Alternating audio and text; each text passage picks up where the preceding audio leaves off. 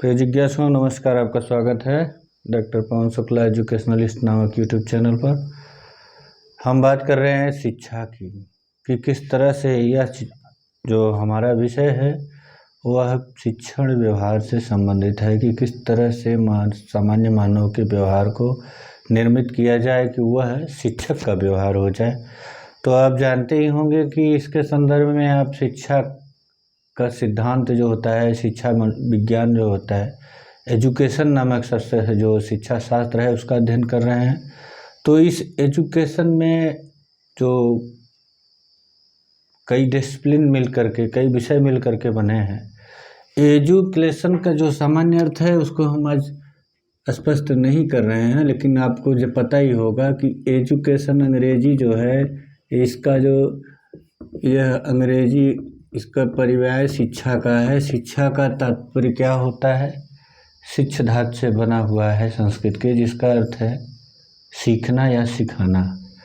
अब इसको आप देखेंगे और वीडियो में तो फिलॉसफी वाले मिलेगा E+D को, यानी जो अंदर है क्षमताएं जो अंदर विद्यमान है उसको बाहर निकालना एजुकेशन कहलाता है।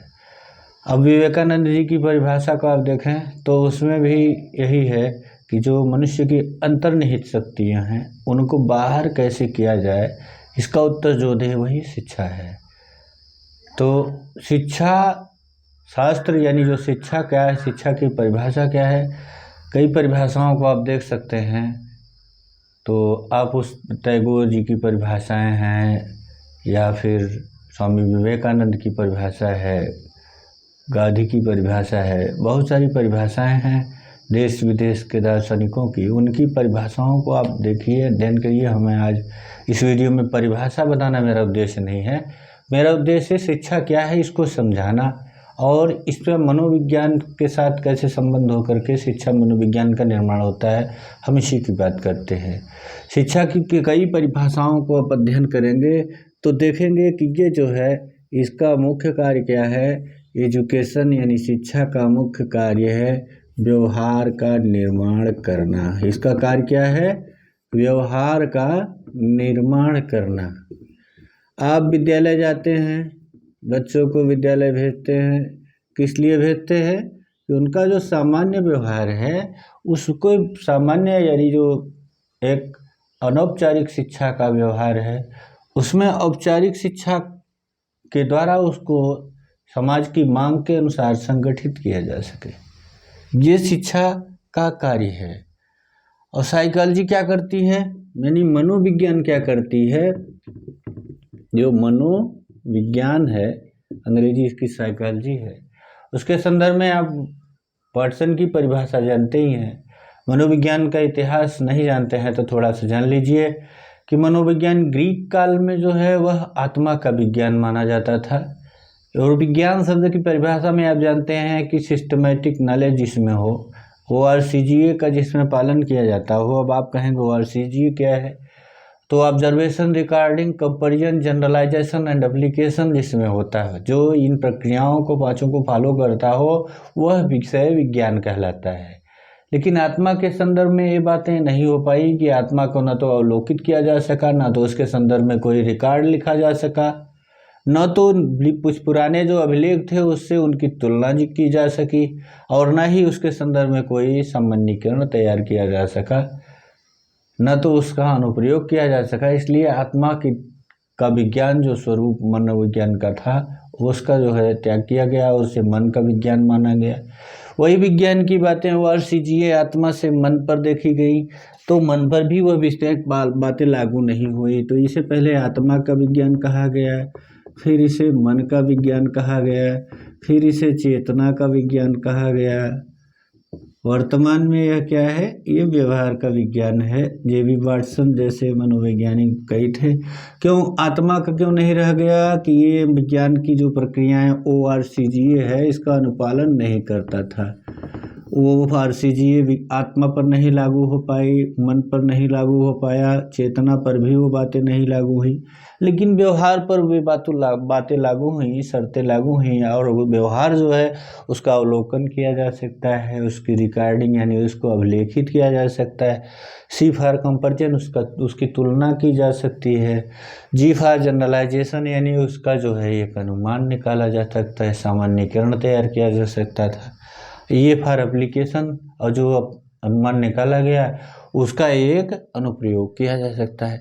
तो वाटसन के ज़माने से ये व्यवहार का विज्ञान हो गया और उसमें वर्ड्सवर्थ किसने कहा था कि आत्मा ने सर्वप्रथम जो है इसमें मन का त्याग किया। फिर जो है इस तरह मनोविज्ञान की जो परिभाषा थी उसमें आप देखेंगे तो वाटसन मनोविज्ञान के व्यवहार को धनात्मक विज्ञान मानते हैं और वुडवर्थ सब मानव व्यवहारों का विज्ञान मानते हैं। और इस तरह से आप देखिए तो मुझे वो परिभाषा अभी तत्काल याद नहीं आ रही है, जेबी वाटसन की थी या वुडवर्थ की थी, जिसमें उन्होंने कहा था कि मनोविज्ञान ने पहले आत्मा का त्याग किया, फिर मन का त्याग किया, फिर चेतना का त्याग किया। वर्तमान में वह मनोविज्ञान व्यवहार का विज्ञान है। Psychology first last it's soul, then its mind, then its consciousness, now it is the science of behavior। J B Watson की है या वुडवर्थ की, इसको आप देख लीजिएगा। या मेरा मूल जो आज के वीडियो का यह अंक है, इसमें ये बताना है कि शिक्षा व्यवहार का मनोविज्ञान व्यवहार का निर्माण करती है और मनोविज्ञान क्या करती है। अब आपने देखा कि मनोविज्ञान व्यवहार का अध्ययन करती है। क्या करती है? ये व्यवहार का अध्ययन करता है। जैसे कुत्तों पर प्रयोग किया गया, बिल्लियों पर किया गया, तमाम तरह के वनमानुषों पर प्रयोग किया गया।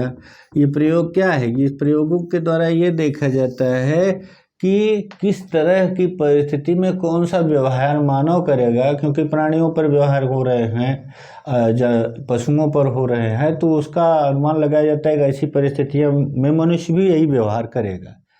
तो मनोविज्ञान का मूल लक्ष्य है व्यवहार का अध्ययन करना और शिक्षा का मूल लक्ष्य है व्यवहार का निर्माण करना। अब जब इन दोनों को मिला दिया जाता है तो क्या बनता है? इन दोनों के मिलने से बनता है शिक्षा मनोविज्ञान। क्या बनता है? एजुकेशनल साइकोलॉजी, शिक्षा मनो अब विज्ञान। ये शिक्षा मनोविज्ञान क्या है भैया? अब इन दोनों का जो मिलन हुआ शिक्षा का मनोविज्ञान का, तो ये विषय तैयार हुआ शिक्षा मनोविज्ञान। अब शिक्षा मनोविज्ञान का लक्ष्य क्या है? शिक्षा मनोविज्ञान का लक्ष्य है व्यवहार का निर्माण करने के लिए व्यवहार का अध्ययन। यहाँ जो होता है, यहाँ होता है व्यवहार। आप जान ही रहे हैं कि व्यवहार के लिए ही, निर्माण के लिए ही शिक्षा का कार्य हो रहा है। तो व्यवहार का निर्माण किया कैसे जाएगा, इसका अध्ययन करने के लिए, व्यवहार का निर्माण करने के लिए, इसका यहाँ पहले से ही लक्ष्य है। वहाँ था अध्ययन, व्यवहार का निर्माण करने के लिए व्यवहार का अध्ययन। ये एजुकेशनल साइकोलॉजी है।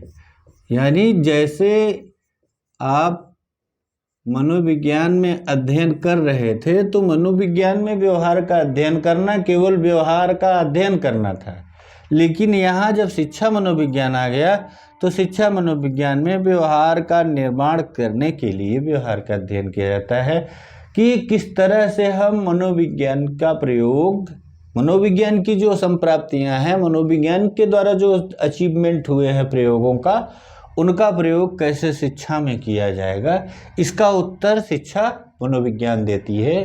तो जो शिक्षा के कई सहायक विषय हैं उसमें एक विषय मनोविज्ञान भी है शिक्षा मनोविज्ञान के रूप में, और यह व्यवहार का निर्माण कैसे किया जाए इस प्रश्न का उत्तर देती है।